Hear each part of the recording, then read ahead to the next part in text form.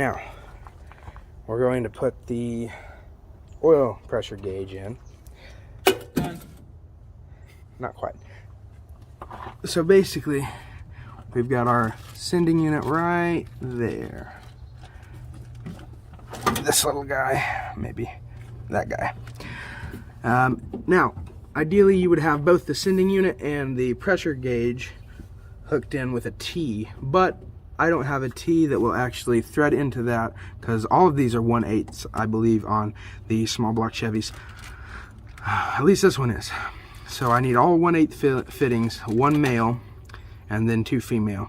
And the male needs to extend up past this intake so that I can still fit, so that I can actually screw it in, because the one that I have actually hits on the intake right here, which won't work. So because of that, I'd rather just have the oil pressure gauge. So that's what we're going to do. We're just going to put the oil pressure gauge in and take that sending unit out, which, you know, it won't tell me. My little light won't come on whenever my oil pressure is down, or I guess whenever it's hot, the engine's hot. That's all that it shows. But I'd rather be able to look at my gauge and it tell me more information than what that little light will. So that's what we're going to do.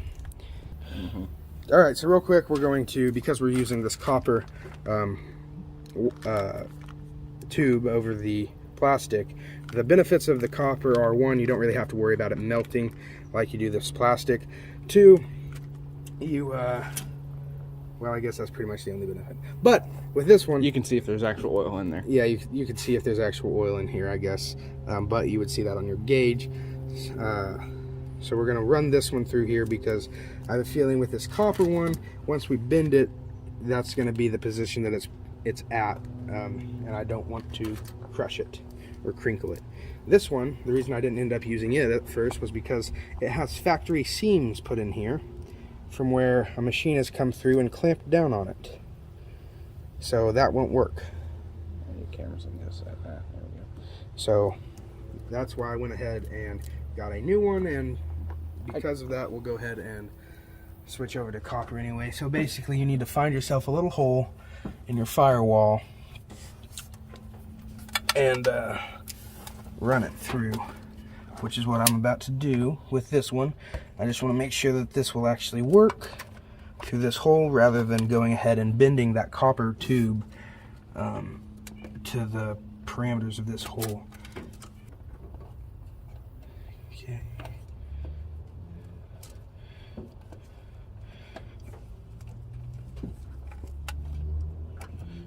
Is it fed in there? With any luck, that'll be fed in there. Enough to where we can see it, at least. So,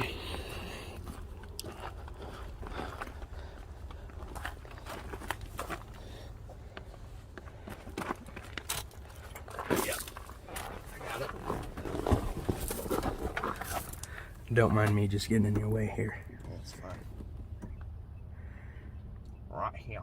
Okay, so now we know that that hole will in fact run straight in through the firewall, and that actually looks like it runs pretty well to where I want those gauges mounted.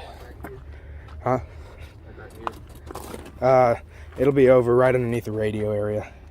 Yeah, so that'll be pretty good. We're kidding about the memory. Yeah, like I said, the snapback on that line is ridiculous. So now the plan will be to go ahead and pull that sending unit out. You can either use a special socket, or you can try and use a wrench. I would just go ahead and run down to O'Reilly's, tell them it's a small block sending unit, and get your special socket, rather than risk breaking those flanges off. You'll see what I'm talking about in a second. It just makes for a much easier process. So we'll go ahead and pull that now. Okay, go. So this is your little specialty socket. As you can see, it's not exactly like your normal one. It's got little flanges little cutouts in here that fit around the flanges on here, so that it grips and doesn't break off. Now the annoying part on this is, and you definitely want to do this when your engine's cold. You don't do it when it's hot. You'll get a nasty surprise. You sound like you're saying that out of experience. Once or twice. it doesn't take me too long to figure something out. Now this is the annoying part, because it's so close to the distributor, you can't really just put a drive in here. At least I don't have the tools to just put a drive in here and go with it. So take your little crescent wrench here. You gotta manually break it.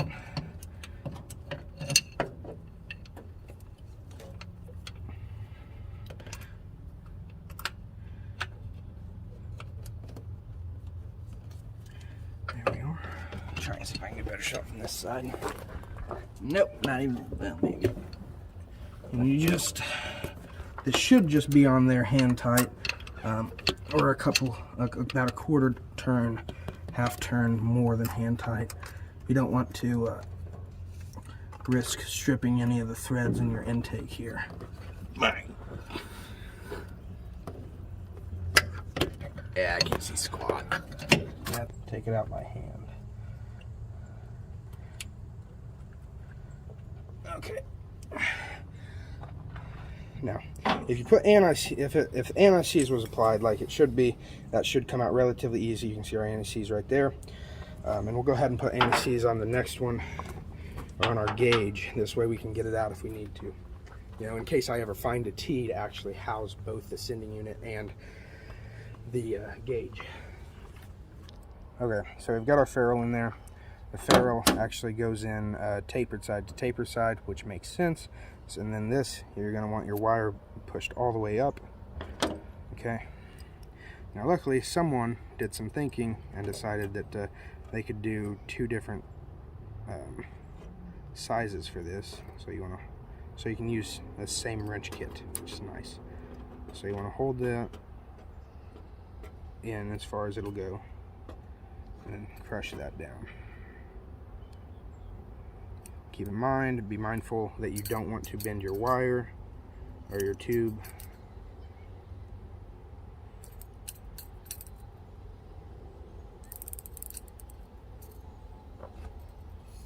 There we go. Okay, so now that that's done, you have this. Now this will go into your intake where your sending unit was, and from there you'll run this through your firewall into your other side, and we'll show you how to put that one together with your ferrule or crush nut and your sleeve, and it'll go straight into the gauge, and all should work. So get my hand out of the way. So we've got that. We discovered the technique for this is to go ahead and roll the copper wire out, because it does have enough rigidity to just hold itself up. And then you, once you've got your crush nut on, you can just screw it in from the top there. And we've got a smaller wrench, so we won't over tighten it. It can only go down so tight with that little leverage.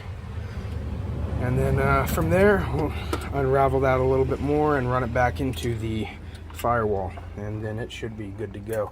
I can't stress this enough. Make sure you do not crinkle your wire, your tube.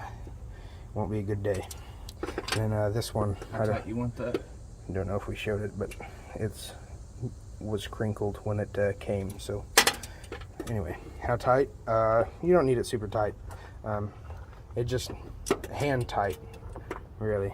So go till it's tight, and then not even, maybe a quarter turn.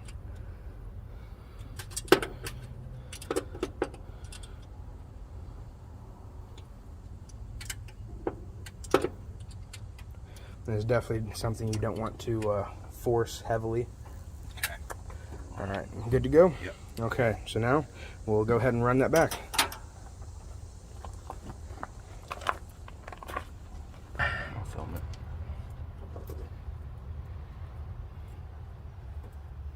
That's gonna be a pain to feed all that through Sure will. without crimping it.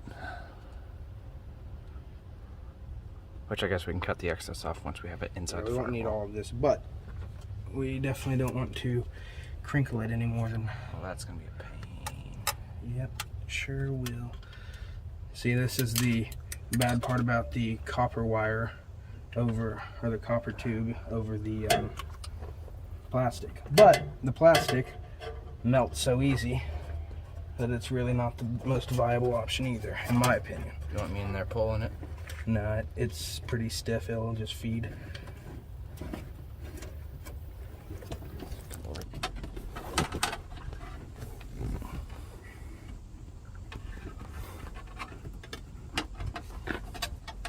go ahead and pull on it very lightly, real smooth. There you go, keep going, keep going. Tell you when, I'll tell you when.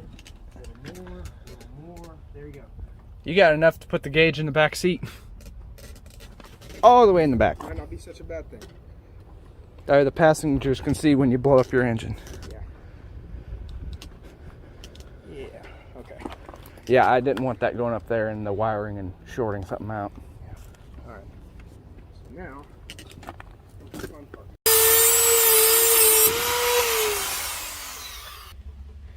Okay, so it's all hooked up now, ready to go. So we've got our lights hooked in here. Now we went ahead and made our own little bracket, but we ended up finding these afterwards, which we could have used, but we made this one and it looks fine as it is. So we're just going with this one, and we've got our light. Because of the bracket we used, we've went ahead and spliced in this wire, had it connected, and we've got our copper tubing coming in, and this should be good to go ahead and screw in right up here. We've already gone ahead and measured the distance that we've got in here for clearance wise. You have to come up a little bit more. We've measured the distance in here to make sure that there's clearance for these screws, and there is. So we should be good to go there, won't hit anything vital. Make sure that you go ahead and take the precautions to, you know, not screw anything up, because ultimately you're trying to make the car better, not give yourself more problems to fix. So we'll go ahead and bolt this up, and then we'll plug the lights into the fuse box over here. It's working. So I guess we'll be back in a second. Yep, we got a little pressure. 60 pounds. Is that good? Yeah. 70. Now we're back to 50. So that's idle. Yep, 50. That's about right.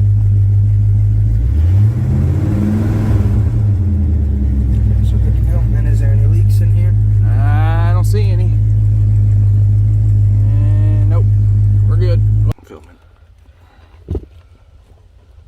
Oh, this part we need to cut this. So, no. Go. And this. Theoretically, as long as that lines up with that, should be pretty good to go. Go. This one.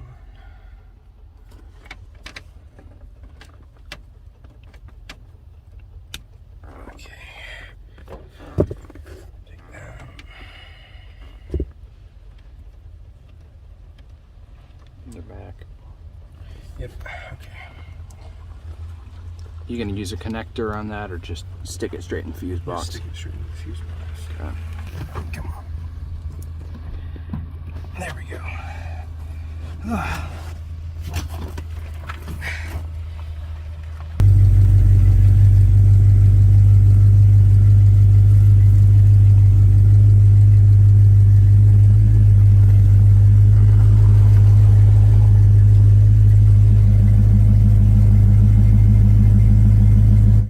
Okay, what's going on, everybody? We're this is a few, maybe a week or more later after we installed that oil pressure gauge, and as you can see, it's didn't go so hot. So basically what happened is it was leaking pretty bad. It worked fine for about a week, and then it started leaking pretty bad. So I took it all apart, thought maybe, we missed something.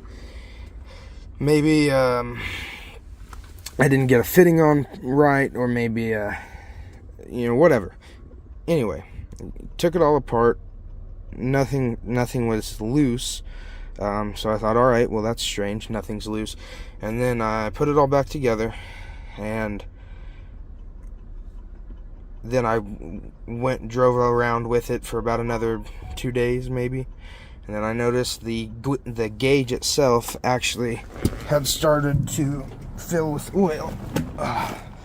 Sorry, I'm a big guy and trying to get out of that tiny tiny car doesn't work out so well all the time. So hopefully you guys can see this. So we got the gauge kind of taken apart here. You can see all that oil residue. Yeah, so that's not outside, that's inside. So the actual internals were filling up with oil, which isn't exactly ideal. So took that all apart.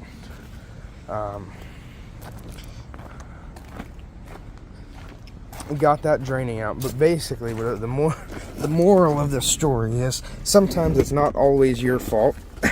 Sometimes it's just faulty manufacturing, faulty parts. And I've looked over all these fittings. I've looked over everything.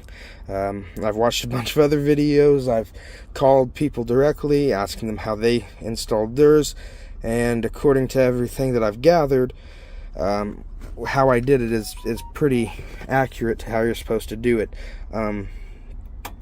So for that reason, I know it's not me, but in case anybody else was having this issue, it's a gauge that I bought from Speedway.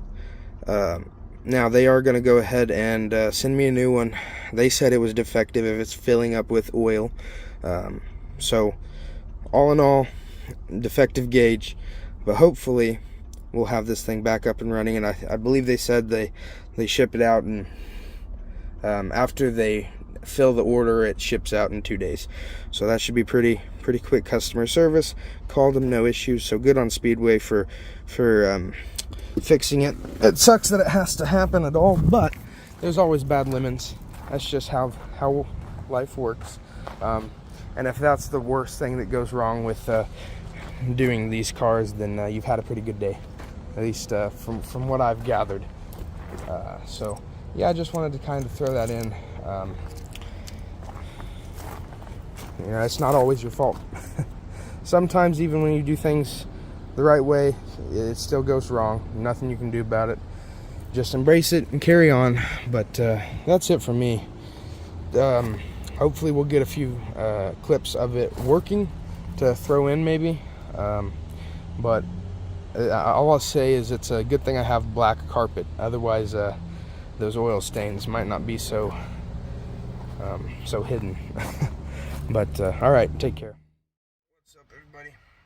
I just got my gauge back. Sorry if the video quality is a little bit worse than normal. I'm using my phone, my camera in reverse, because I'm a one-man operation today. Riley is working. I just got off work, and Speedway sent me the gauge that was originally defective, and they got it to me in about maybe a day. Yeah, about a full a day after I got the email that it was shipped. So good on them for hurrying up. They had pretty good customer care. I'll give them credit for that. So good job, Speedway. Now let's see if we can get this thing to work.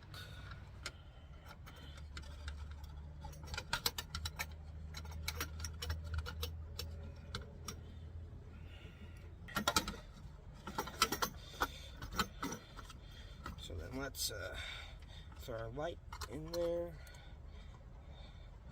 Yes, sir. You already know. Alright.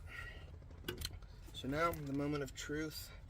I'm sure Riley's cut this down because I'm sure it wasn't super entertaining to watch.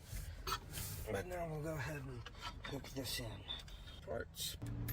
Okay, let's fire this bad boy up and see what he does.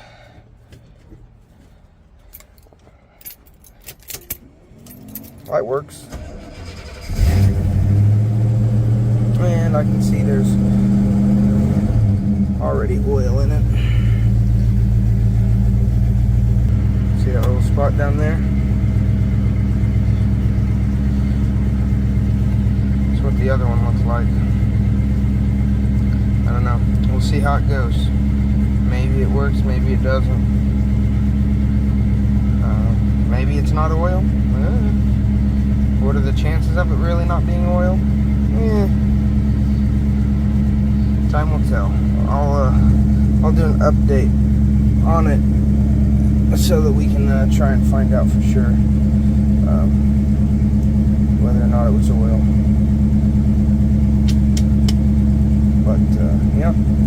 that's it for this little clip.